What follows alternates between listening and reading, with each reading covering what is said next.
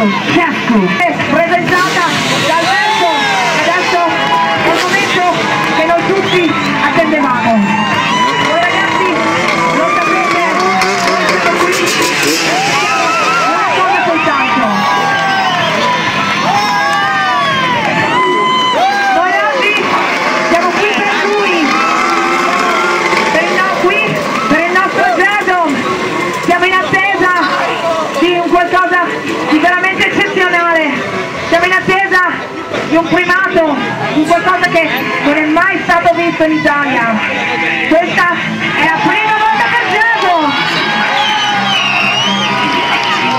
La prima volta per Jason! Lui ha deciso di sviluppare, lui ha deciso di effettuare il giro della morte per la prima volta qui davanti a voi, davanti al suo pubblico, all'aggiudicatore. L'ho detto prima, ve lo ricordo, è la prima volta che Jason salta, è la prima volta che Jason si appresta ad affrontare la rampa di metallo a testa in giù, ma questo non è l'unico primato, perché Jason è l'unico pilota italiano, l'unico rider che ha avuto il coraggio di affrontare il backflip con la motocicletta.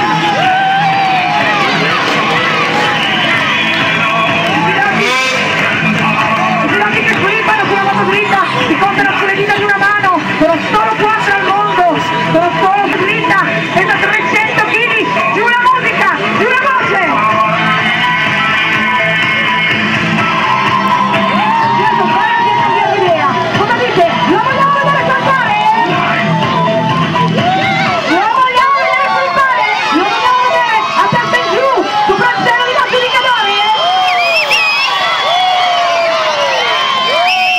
Jason Cescu ha detto sì. E adesso via la musica.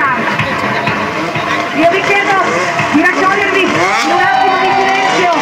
Io vi chiedo di attendere questo momento in silenzio prima di esplodere in un caloroso boato quando Jason atterrerà dopo 17 metri di volo sul landing.